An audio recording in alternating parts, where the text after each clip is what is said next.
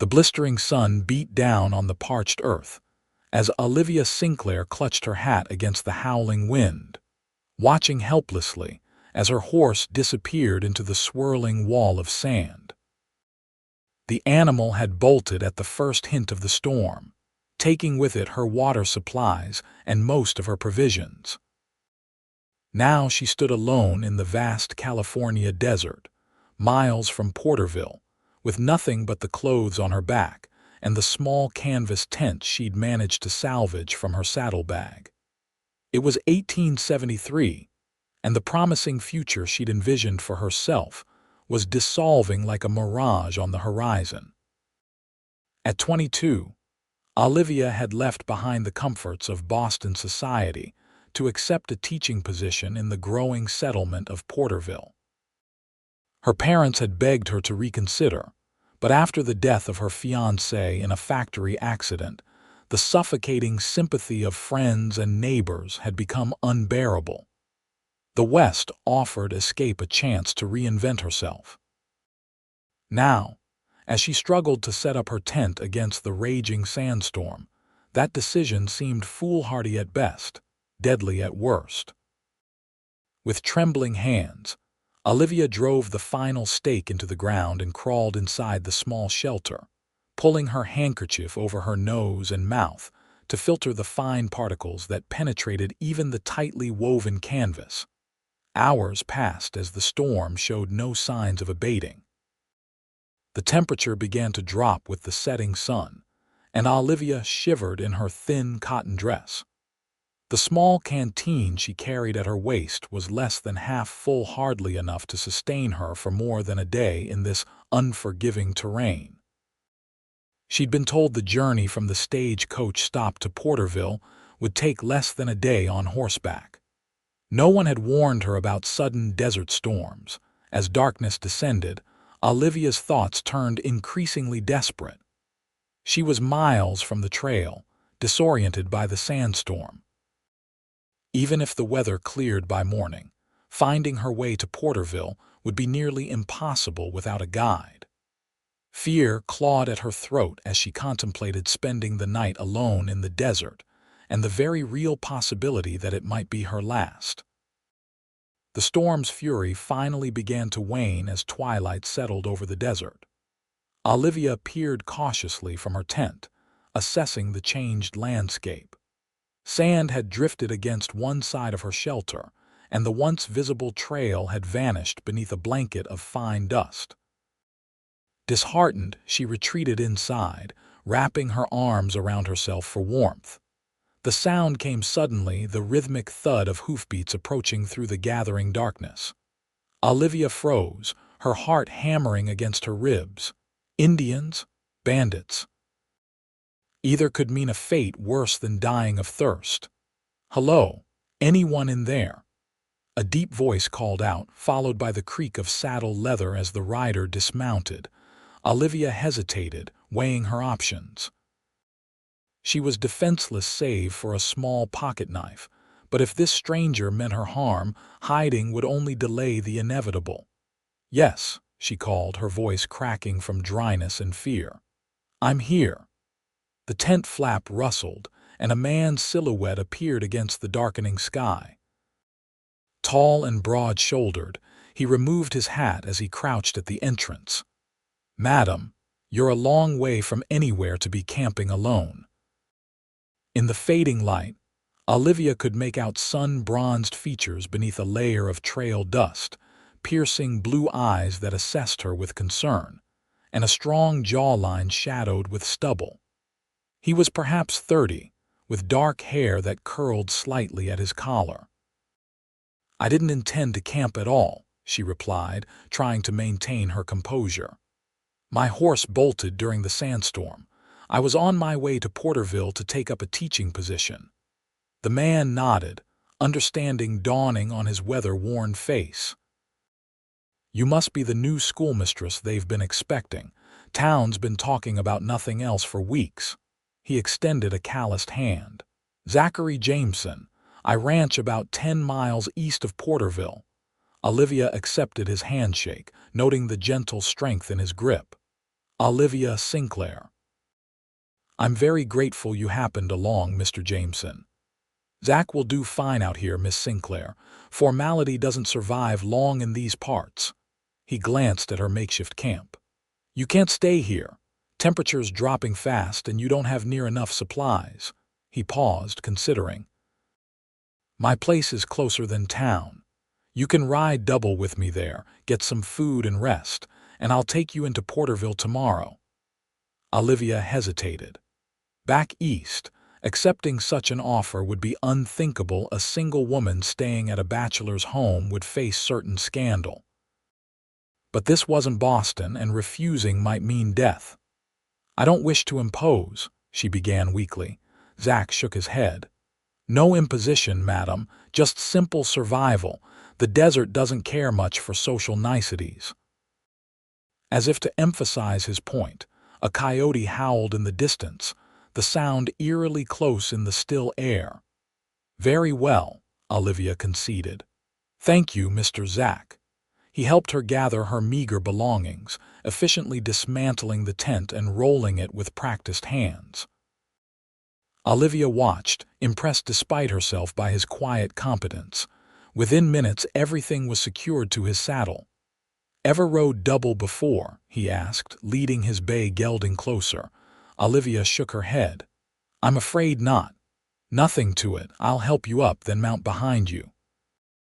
His strong hands encircled her waist, and before she could protest, he lifted her effortlessly onto the saddle. A moment later, he swung up behind her, reaching around to take the reins. The propriety of their position, his chest pressed against her back, his arms encircling her to hold the reins, was not lost on Olivia. Heat rose in her cheeks that had nothing to do with the lingering desert warmth. She was grateful for the darkness that hid her blush. Hold on to the saddle horn, Zach instructed, his breath warm against her ear. It'll be a smoother ride if you relax and move with the horse. They set off at a steady pace, the horse sure-footed even in the dim starlight. Olivia gradually relaxed, lulled by the rhythmic movement and the solid presence at her back. Despite her exhaustion and the lingering fear from her ordeal, she found herself acutely aware of the man behind her, his steady breathing, the faint scent of leather and sun-warmed skin, the careful way he held her, secure but respectful. How did you find me? She asked after they'd ridden in silence for some time. Wasn't looking for you specifically, Zach replied. Was out checking on stray cattle after the storm. Saw your tent from the ridge yonder. Not many folks camp out here. Deliberately figured someone might be in trouble. Well, I'm exceedingly grateful for your vigilance. A soft chuckle rumbled through his chest. City folks usually don't last long out here alone. No offense intended. None taken. It seems I have much to learn about desert survival. Lesson 1. Don't travel without a guide when you're new to the territory. They continued in companionable silence, the vastness of the star-strewn sky above them a glittering canopy. Despite her predicament, Olivia found herself oddly at peace. There was something about the immensity of the landscape that put her troubles in perspective. After nearly an hour, lights appeared in the distance, a warm yellow glow cutting through the darkness. That's my place, Zach informed her. Nothing fancy, but it's solid and dry. As they drew closer, Olivia made out the silhouette of a substantial ranch house, a barn, and several outbuildings. It was considerably more impressive than the crude cabin she'd imagined. They dismounted in the yard, Zach's hands lingering at her waist a moment longer than necessary as he steadied her on feet gone numb from the long ride. Can you walk all right? He asked, concern evident in his voice. Yes, thank you, just a bit stiff. He led the way to the house, carrying her belongings. A covered porch wrapped around the front, and Zach opened the door without ceremony, gesturing for her to enter. The interior was surprisingly welcoming. A large stone fireplace dominated one wall of the main room, with comfortable-looking furniture arranged before it. A dining table and chairs occupied one corner, and a kitchen area with a cast-iron stove stood at the back. Everything was neat and orderly, defying Olivia's expectations of a bachelor's quarters.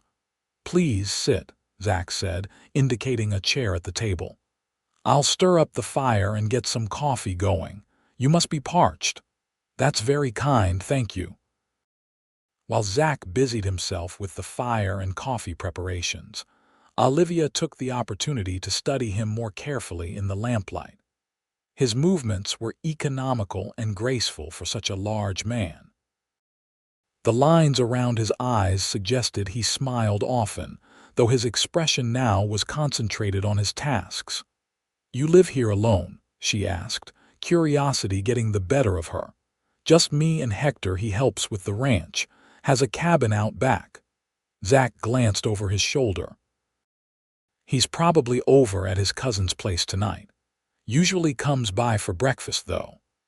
The knowledge that there would be another person present tomorrow eased some of Olivia's lingering anxiety about propriety. Zach set a steaming mug of coffee before her, along with a plate of cold biscuits and jerky. "Not much of a meal, I'm afraid.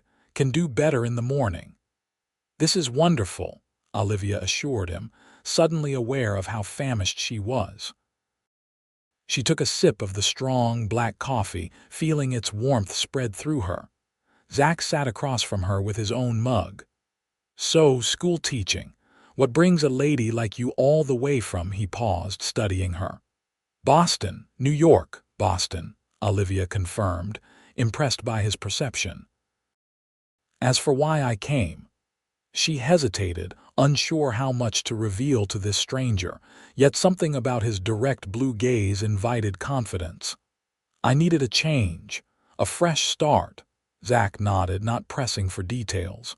"The West's good for that. Most folks out here are running to something or from something, sometimes both." "And you, Mr. Jameson, what brought you to California?" A shadow crossed his features. "War, couldn't go home afterward, too many ghosts." He said it simply, without self-pity, but Olivia sensed depths of pain behind the words. "You fought for the Union," she ventured. "Yes, madam, 7th California Infantry." He rubbed absently at his left thigh. "Spent most of the war in Arizona Territory, fighting Apaches instead of Confederates." Olivia nodded, understanding better now the competence and vigilance she'd observed. "And the ranch? How long have you been here?" "Going on 8 years now. Started with nothing but a land claim and 20 head of cattle. Built the house myself." Pride tinged his voice. "Got over 500 head now, good grazing land with reliable water." Olivia was impressed. Many men who'd come west seeking fortune had failed, unable to cope with the harsh realities of frontier life. Zach had not only survived but thrived. As they talked, Olivia felt herself relaxing, the terror of the day receding. When she stifled a yawn behind her hand, Zach immediately stood. "You're exhausted. Let me show you where you can sleep." He led her to a small bedroom off the main room. "My mother's room when she visits from Sacramento. Everything should be clean." The room was simple but comfortable, a bed with a colorful quilt, a small dresser with a washing stand, and a rocking chair by the window. A framed sampler on the wall read, "Home is where the heart finds peace." "It's lovely," Olivia said sincerely. "Thank you again for your kindness." "Nothing kind about basic decency, Miss Sinclair. Get some rest. Porterville's waiting for its new teacher." After Zach left, closing the door softly behind him, Olivia sank onto the bed. The events of the day washed over her, the terror of the sandstorm, the despair of being lost, and the unexpected rescue by this quiet, competent man. Her last thought before drifting into exhausted sleep was that perhaps coming west hadn't been such a mistake after all. Morning arrived with the rich aroma of coffee and bacon. Olivia woke disoriented, momentarily forgetting where she was until the previous day's events came rushing back. She rose quickly, using the water in the pitcher to freshen up as best she could. Her dress was wrinkled and dusty from the sandstorm, but there was little she could do about that now. When she emerged from the bedroom, she found Zach at the stove, expertly flipping flapjacks on a griddle. A stocky, middle-aged Mexican man sat at the table, nursing a mug of coffee. "Ah, the señorita is awake," the man said, rising politely. "I am Hector Mendoza. Welcome to Rancho Jameson." "Thank you, Mr. Mendoza. I'm Olivia Sinclair. Just Hector, poor favor. Everyone calls me just Hector." Zach turned from the stove. "Slept well, better than I expected, thank you." Olivia took a seat at the table where Zach had already set a place for her. "Told Hector about finding you yesterday. He's going to ride into town today, see if we can track down your horse." "That's very kind, but surely the animal could be miles away by now." Hector smiled, his weathered face crinkling. "Horses, they like people. They find town, find water. Someone will have seen it." Breakfast was a hearty affair: flapjacks drizzled with molasses, thick slices of bacon, and eggs fried to perfection. Olivia hadn't realized how hungry she was until the food was before her. She ate with unladylike enthusiasm, earning an approving nod from Zach. "Town's expecting you day after tomorrow," he said as they finished eating. "Figure we can ride in today, get you settled at Mrs. Parker's boarding house. She takes in the single ladies, schoolteachers, milliners, and such." "I'd appreciate that," Olivia replied, "though I hate to take more of your time. Need to go in anyway, got business at the mercantile." After breakfast, Hector departed to search for Olivia's horse, while Zach prepared for their journey to town. He disappeared briefly into his room, returning with a bundle of cloth. "My sister left some things last visit. Thought you might want something clean to wear into town." He handed her a simple blue calico dress, looking slightly embarrassed. "Rebecca's about your size, maybe a bit taller." Touched by his thoughtfulness, Olivia accepted the dress. "Please thank her for me when you next write. You can thank her yourself. She lives in Porterville, married to the doctor there, Thomas Green. I look forward to meeting her." The dress fit reasonably well, though as Zach had predicted, it was a bit long. Olivia pinned it up as best she could, grateful to be free of her dusty, sand-laden clothing. When she emerged from the bedroom, Zach was waiting by the door, her tent and belongings already loaded on his horse. "We'll take the wagon," he explained. "More comfortable for you than riding double again." The journey to Porterville took just over 2 hours. As they traveled, Zach pointed out landmarks and shared stories of the area. Olivia found herself fascinated by his knowledge of the land, where to find water in seeming wasteland, which plants were edible, how to read weather patterns in the sky. "How is it you know so much about surviving out here?" she asked after he'd explained how to find north without a compass. "Had good teachers. Old trappers, Indians, Mexican vaqueros. Man doesn't listen and learn out here, he doesn't last long. You must think me terribly foolish setting out alone." Zach's gaze softened. "Brave, maybe. Unprepared, certainly. But not foolish. Takes courage to leave everything familiar behind." As they crested a rise, Porterville came into view in the valley below, a sprawling settlement with several streets of wooden buildings, a church steeple rising prominently from the center. "Bigger than I expected," Olivia remarked, growing fast. "The railroad's coming through next year.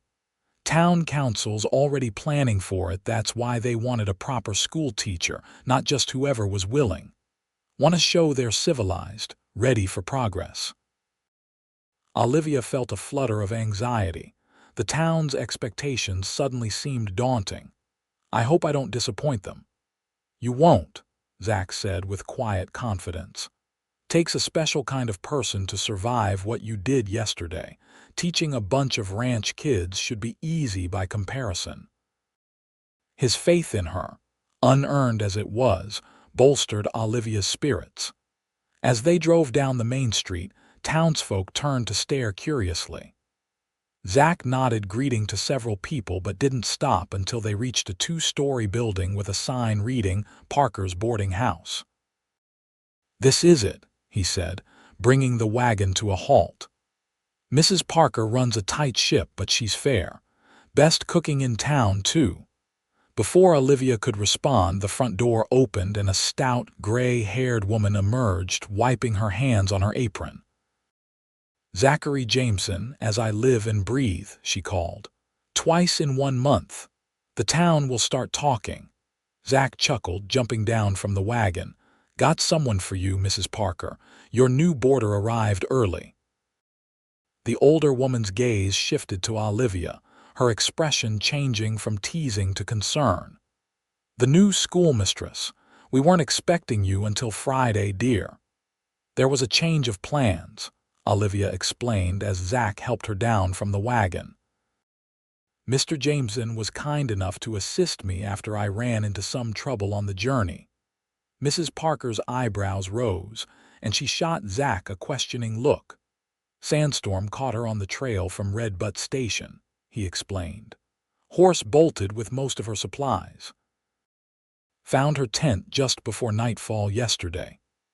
"Good heavens!" Mrs. Parker exclaimed, ushering Olivia toward the house. "You poor dear, you must be exhausted. Come in, come in.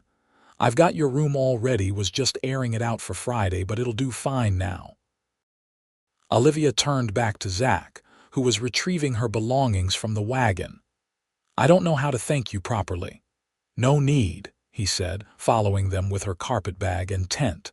"Just doing what needed doing." Mrs. Parker led them into a neat parlor, then upstairs to a pleasant corner room. Sunlight streamed through lace-curtained windows that overlooked the main street and, in the distance, the mountains beyond. "Bathrooms at the end of the hall you share with Miss Holloway, the milliner, and Miss Chen, who teaches piano," Mrs. Parker explained. "Meals are at 7, noon, and 6. I don't allow gentlemen visitors in the rooms, but you can receive callers in the parlor until 8 in the evening." She cast a meaningful glance at Zach, who had set Olivia's belongings by the bed and now stood awkwardly by the door. "I'll leave you to get settled," he said. "Need to see about my business at the Mercantile." "Of course," Olivia replied, suddenly reluctant to see him go. "Thank you again, truly. I don't know what would have become of me if you hadn't found my tent." Something flickered in Zach's blue eyes, concern perhaps, or something warmer. "Take care, Miss Sinclair. I'm sure our paths will cross again in a town this size." After he left, Mrs. Parker helped Olivia unpack her limited belongings, clucking sympathetically at the state of her clothing. "We'll get these cleaned up proper," she assured her. "And I'm sure the ladies at the church sewing circle will be happy to help you put together a suitable wardrobe until the rest of your things arrive." "The rest of my things?" "Why, yes, dear. Didn't you ship a trunk ahead? Most folks do when they come from back east." Olivia shook her head.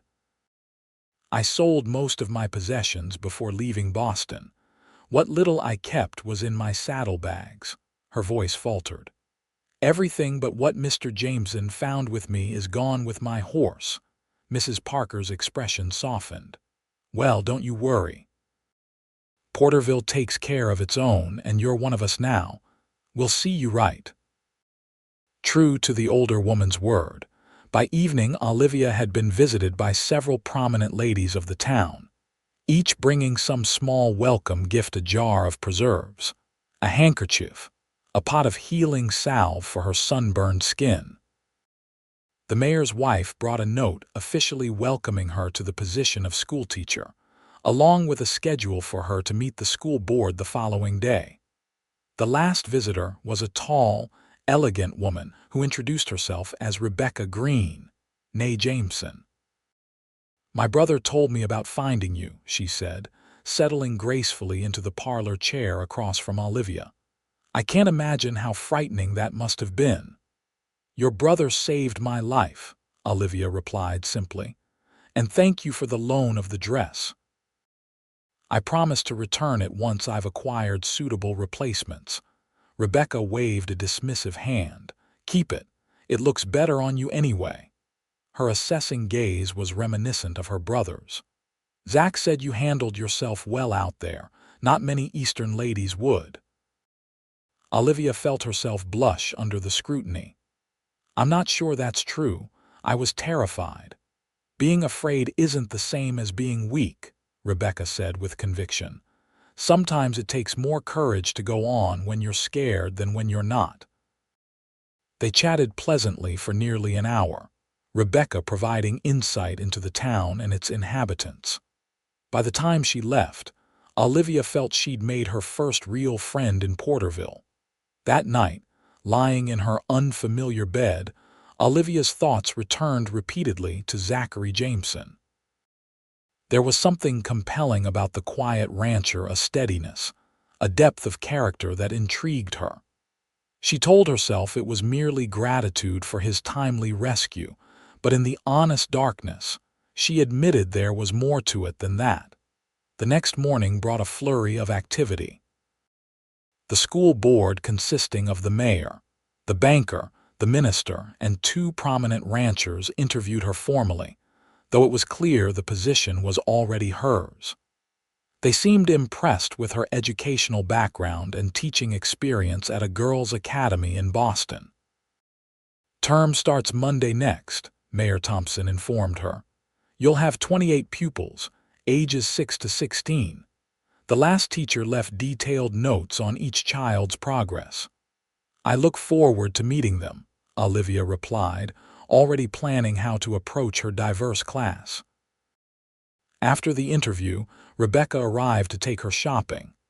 "The town has allocated a small stipend for your immediate needs," she explained as they walked to the mercantile. "And Thomas insists on adding to it as a welcome gift." "That's extraordinarily generous," Olivia protested. "Nonsense. We're just grateful to finally have a qualified teacher. The last one left after 2 months claimed our children were uncivilized savages, which, to be fair, some of them are." Rebecca's eyes twinkled with mischief. "Especially my nephews." "Your brother has children?" Olivia asked, surprised. Zach hadn't mentioned a wife or family. "No, our older brother James's boys. They live on a farm outside town." Rebecca gave her a curious look. "Zach never married, lost his sweetheart in the war. Typhoid took her while he was away fighting. He's kept to himself mostly since then, though half the unmarried ladies in the county have tried to change his mind." The mercantile was a cavernous establishment filled with everything from farm implements to fine fabrics. As they entered, Olivia was startled to see Zach at the counter, deep in conversation with the proprietor. He glanced up at the bell above the door, his serious expression warming when he spotted them. "Rebecca, Miss Sinclair, good morning to you both." "Zach, I thought you'd be halfway back to your ranch by now," Rebecca said, embracing her brother. "Got delayed. Sheriff asked me to look at some tracks north of town, might be the Benson gang moving through." He turned to Olivia. "How are you settling in, Miss Sinclair?" "Very well, thank you. Everyone has been most welcoming." Rebecca looped her arm through Olivia's. "I'm helping her replace some of what was lost with her horse. The poor dear has nothing but what she was wearing and your old shirt." Zach's eyes crinkled at the corners. "Well, I have some good news on that front. Hector found your horse, Miss Sinclair.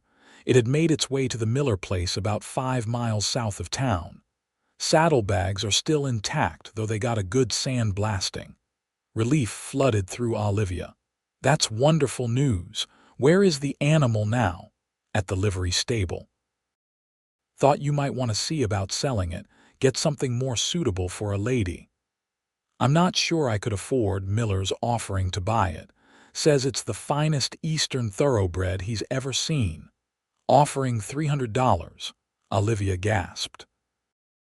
The sum was substantial enough to see her comfortably established in Porterville with money to spare. That's very generous. Not generosity, good business. Horse like that will improve his breeding stock considerably. Zach hesitated. If you'd like, I can handle the transaction for you. Make sure you get a fair deal. I'd appreciate that, thank you. Rebecca watched this exchange with interest, a speculative gleam in her eye. Well, isn't that fortunate? Now we can shop properly. She tugged Olivia toward the fabric section. Come along, Zach can manage without us hovering. As Rebecca helped her select materials for several dresses, Olivia found her gaze repeatedly drawn to Zach, who was now examining a display of tools. There was something undeniably attractive about his quiet confidence, the careful way he conducted himself. When he eventually left the store with a nod in their direction, Olivia felt an irrational disappointment. He likes you, Rebecca said quietly once he was gone. I beg your pardon, my brother, he likes you. At Olivia's startled look, she added, Zach doesn't go out of his way for many people. Offering to handle the horse sale, bringing you to town personally rather than sending Hector. These are significant gestures from him. Olivia felt heat rise in her cheeks. He's simply being kind to a stranger in distress. Rebecca's knowing smile suggested she thought otherwise, but she didn't press the point. The following days were a whirlwind as Olivia prepared for the start of the school term. She reviewed the previous teacher's notes, organized her classroom in the small schoolhouse, and continued meeting town residents. The promised money from the horse sale arrived via the bank, along with a brief note from Zach informing her he'd arranged for the animals' transportation to the Miller Ranch. On Sunday, Olivia attended services at the white clapboard church in the town center. As she took her seat in a pew near the front, a place of honor apparently reserved for the schoolteacher, she was surprised to see Zach slip into the church just as the service began, taking a seat at the very back. Throughout the sermon, she was acutely aware of his presence, though she resisted the urge to turn and look at him. After the service, as congregation members gathered on the church steps to socialize, Zach approached her. Miss Sinclair, he greeted her, hat in hand. You're looking well. Town life seems to agree with you, Mr. Jameson. Thank you for handling the horse sale. It was most helpful. My pleasure. He shifted slightly, uncharacteristically hesitant. I was wondering if you might permit me to call on you sometime, perhaps next Sunday after church. The invitation took Olivia by surprise. Despite Rebecca's comments, she hadn't truly believed Zach had any interest beyond neighborly concern. I would like that, she replied, aware of curious glances from nearby parishioners. A rare, full smile transformed Zach's face, softening its weathered lines. Good. That's good. He nodded, seemingly satisfied. I should let you get back to your socializing. Those ladies look about ready to pounce the moment I leave. Olivia glanced over to see several women watching them with undisguised curiosity. She stifled a laugh. You're not wrong. Small town life has its challenges. That it does. Until Sunday, then. With a tip of his hat, he was gone, striding down the street toward the livery stable. The weeks that followed fell into a pleasant rhythm. Olivia found she enjoyed teaching the diverse group of Porterville children, from the shy daughters of Mexican farm workers to the boisterous sons of ranchers. The town continued to welcome her warmly, and she began to feel she had found her place. True to his word, Zach called on her the following Sunday. They sat in Mrs. Parker's front parlor, making somewhat stilted conversation under the watchful eye of the landlady, who found frequent reasons to pass through the room. Despite the awkward circumstances, Olivia enjoyed his company. There was a thoughtfulness to Zach that set him apart from the other men. She'd known a quality of careful consideration before he spoke. This became the pattern. Each Sunday after church, Zach would call at the boarding house. Gradually, their conversations grew easier, more natural. He told her about his ranch, his dreams of expanding his herd, the challenges of the coming railroad. She shared stories of Boston, her teaching experiences, and eventually, the tragedy that had driven her west. "He was a good man, my fiancé," she told Zach on one such Sunday, nearly a month after her arrival. "When he died, it felt like my future died with him. Everyone in Boston kept treating me like fragile glass, ready to shatter at any moment. I couldn't bear it." Zach nodded, understanding in his eyes. "After Isabel died, my sweetheart, during the war, I felt the same, like there was a hole in the world where she should be." "Does it ever stop hurting?" Olivia asked softly. "Not stop, change. The sharp edges wear smooth like a river stone. You learn to live around it." His gaze met hers, steady and warm. "And sometimes, if you're fortunate, you find someone who makes you realize there's still room in your heart for something new." The implication hung between them, unspoken but unmistakable. Olivia felt her pulse quicken as Zach's hand moved to cover hers where it rested on the sofa between them. The touch was gentle, questioning. She turned her palm upward, returning the pressure of his fingers. The moment was broken by Mrs. Parker's deliberate cough as she entered with a tray of tea. Zach withdrew his hand, but the connection remained, an invisible thread spun between them. As October gave way to November, their Sunday visits expanded to include walks through town when weather permitted. Occasionally, Rebecca and her husband would join them for dinner at the hotel restaurant, the presence of the married couple lending propriety to their outings. It was during one such dinner that Thomas Green, between bites of roast beef, casually mentioned a Christmas dance being planned by the town council. "First annual Porterville Christmas Ball," he announced. "Mayor's idea. Wants to show off the town's cultural refinement to potential investors for the railroad." Rebecca rolled her eyes fondly at her husband. "What Thomas means is that everyone's expected to attend in their finest attire and behave with utmost decorum." She turned to Olivia. "As our esteemed schoolteacher, you'll be a guest of honor." "I'm not sure I have anything suitable to wear for such an occasion," Olivia admitted, thinking of her limited wardrobe. "Nonsense," Rebecca declared.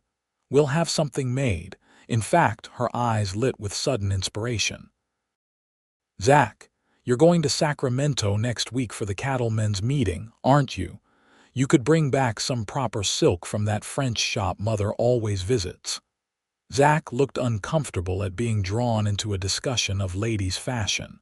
"I suppose I could do that." "Excellent." "Green, I think, to match Olivia's eyes." Olivia protested such extravagance, but Rebecca was insistent. "Consider it a Christmas gift. Besides, every lady deserves one truly beautiful gown." Later, as Zach walked Olivia back to the boarding house, they lingered on the front porch, reluctant to end the evening despite the chill in the air. "You don't have to buy silk for me," Olivia said quietly. "It's too generous." "I want to," Zach replied, his voice equally soft. "I'd like to see you in something beautiful, though you hardly need adornment." The compliment, unexpected from the usually reserved rancher, brought warmth to Olivia's cheeks. "Thank you." They stood in silence for a moment, breaths forming small clouds in the cold night air. Then, with a gentleness that belied his strength, Zach reached out to tuck a stray strand of hair behind her ear. His fingers lingered against her cheek, warm against her cool skin. "Olivia," he murmured, using her given name for the first time. "I find myself thinking about you far more than is probably wise." Her heart hammered against her ribs. I don't think wisdom has much to do with matters of the heart." His smile was tender as he leaned closer, hesitating just a breath away from her lips, giving her time to withdraw if she wished.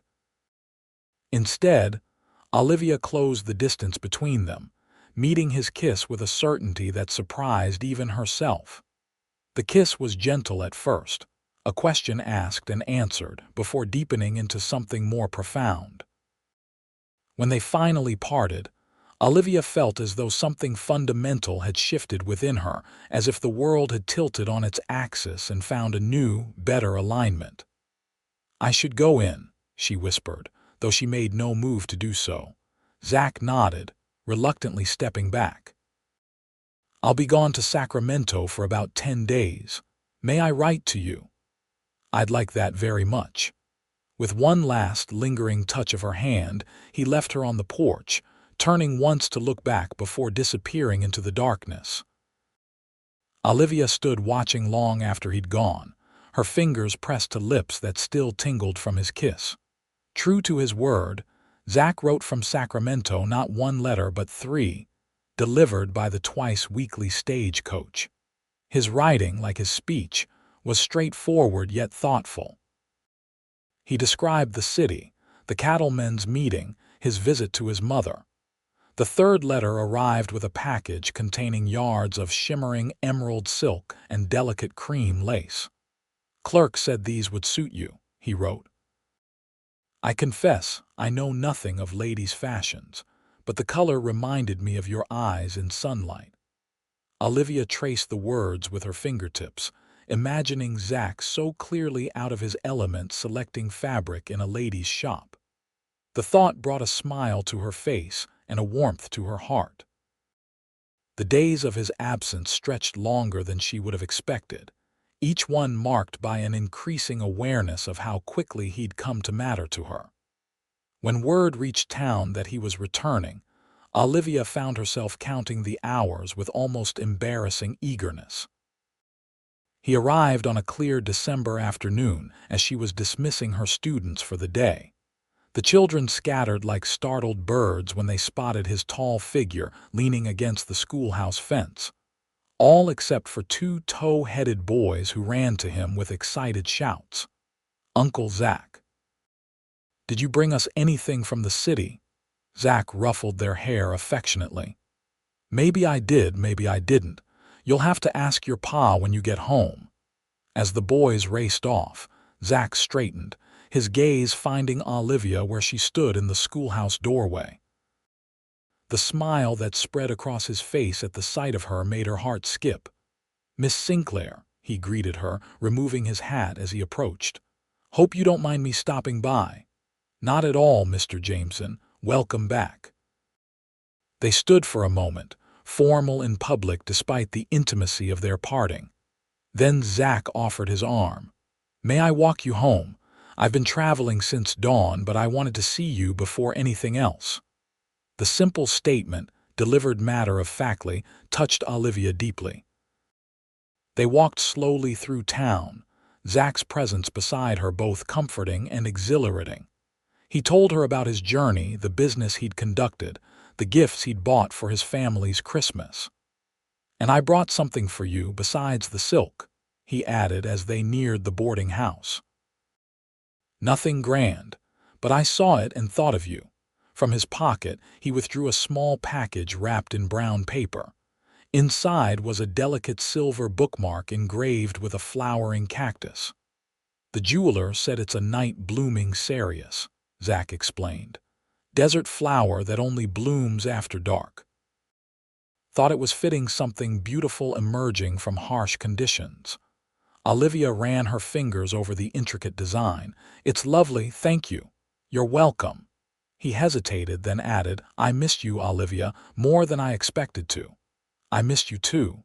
She met his gaze steadily. "Very much." They had reached the boarding house steps. Mrs. Parker could be seen through the front window, not so subtly watching their return. "Sunday?" Zach asked, his meaning clear. Would their usual visit continue? "Sunday," Olivia confirmed. "Though perhaps you might join us for Christmas Eve dinner at the Greens before that. Rebecca invited me, and I'm sure she meant to include you as well. I'd like that." His smile held promise as he lifted her hand to his lips. Until then. The weeks leading up to Christmas were filled with activity. The town transformed with evergreen boughs and red ribbons adorning storefronts. The school's Christmas pageant consumed much of Olivia's time, as did preparations for the town ball. Rebecca and the dressmaker worked magic with the silk Zach had brought, creating a gown more beautiful than anything Olivia had owned even in Boston. Through it all, her relationship with Zach deepened. Their Sunday visits continued, sometimes at the boarding house, sometimes walks that took them to the edge of town where they could speak more privately. They discussed books, shared childhood memories, debated politics, and gradually, inevitably, spoke of a future neither had anticipated finding. "I never thought I'd feel this way again," Zach confessed during one such walk, his breath visible in the December chill. "After Isabel, I believed that part of me was finished." "I felt the same," Olivia admitted. "Coming west was about escaping the past, not finding a future. Yet here we are." "Here we are," he echoed, drawing her close. Their kisses had grown more frequent, more urgent, testing the boundaries of propriety despite their mutual restraint. Christmas Eve at the Green household was a warm, joyous affair.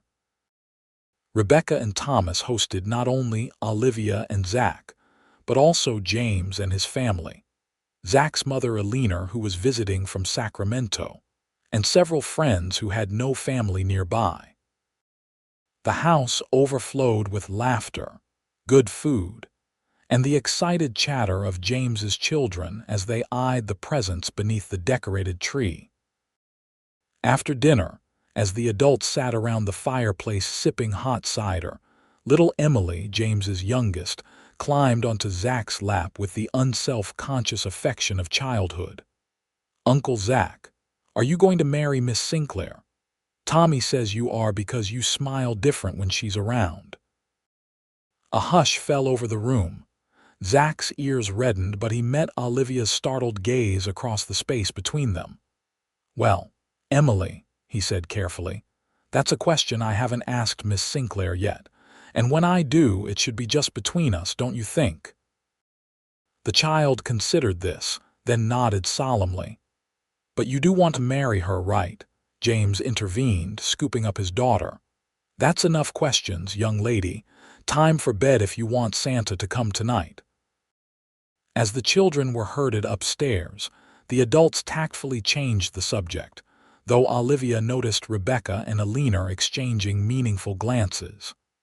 Later, when Zach walked her back to the boarding house through the silent, star-filled night, neither mentioned Emily's question directly.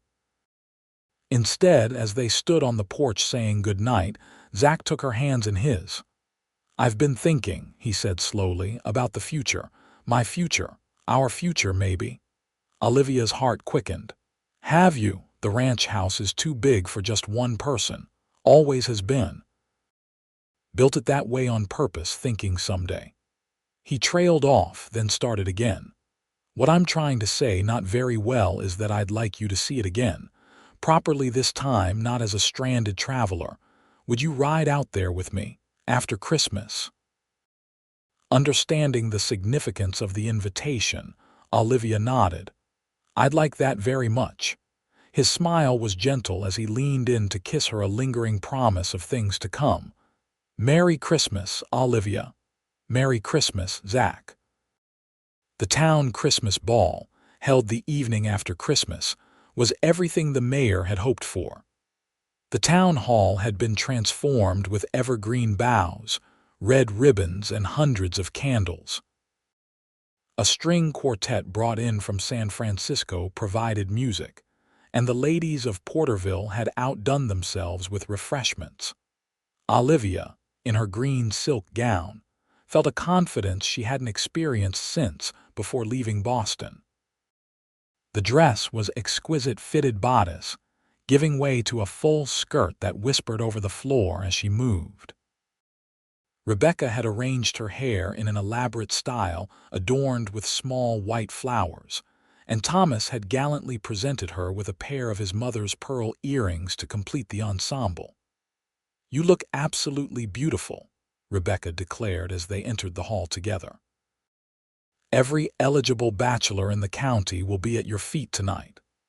"There's only one man whose attention I care about," Olivia replied, scanning the room for Zach. She spotted him near the refreshment table, deep in conversation with the mayor. He wore a formal black suit that emphasized his broad shoulders, his dark hair neatly combed. When he turned and saw her, the open admiration in his gaze made her blush. Excusing himself from the mayor, Zach crossed to her side. "You're a vision," he said simply, offering his arm. "May I have the honor of the first dance?" "I didn't know you danced," Olivia teased, accepting his arm. "There's a lot you still don't know about me, Miss Sinclair." His eyes held a warmth that made her pulse race. "I contain multitudes." As they joined the other couples on the dance floor, Olivia was pleasantly surprised by Zach's graceful movements. He led her confidently through the waltz, their bodies moving in perfect harmony.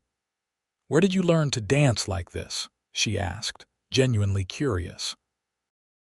"My mother insisted all her sons learn proper social graces, said we might be ranchers, but we didn't have to act like uncultured heathens." Olivia laughed, delighted by this new revelation. "I'm grateful for her foresight." The evening passed in a whirl of dancing, conversation, and shared laughter. Several times, Olivia caught Rebecca and Alina watching them with satisfied expressions. Even Mrs. Parker seemed to approve, nodding approvingly when Zach brought Olivia a cup of punch. As midnight approached, Zach led her away from the crowded dance floor to a quiet alcove near a window. Outside, soft flakes of snow had begun to fall, an unusual occurrence in this part of California. "Look," he said, nodding toward the window. "Snow on Christmas. Some might call that a sign." "A sign of what?" Olivia asked, though something in his expression made her heart beat faster. "New beginnings, clean slates." He took both her hands in his. "Olivia, I've been thinking a lot about what Emily said last night." "Have you?" she murmured, scarcely daring to breathe. She was right. "I do smile differently around you. Everything is different around you." He hesitated, then continued with quiet certainty. "I love you, Olivia Sinclair. I didn't expect it, wasn't looking for it, but here it is nonetheless." Joy welled up within her, bright and overwhelming. "I love you too, Zach. So very much." His smile was radiant as he drew her closer. "Then would you consider doing me the honor of becoming my wife? I know we haven't known each other long, but some things you just know. And I know with absolute certainty that I want to spend the rest of my life with you." "Yes," Olivia whispered, tears of happiness blurring her vision. "Yes, I will marry you, Zachary Jameson." He kissed her then, heedless of potential onlookers, a kiss that sealed their promise and hinted at the future that awaited them. The wedding took place in early April, when the desert bloomed with wildflowers.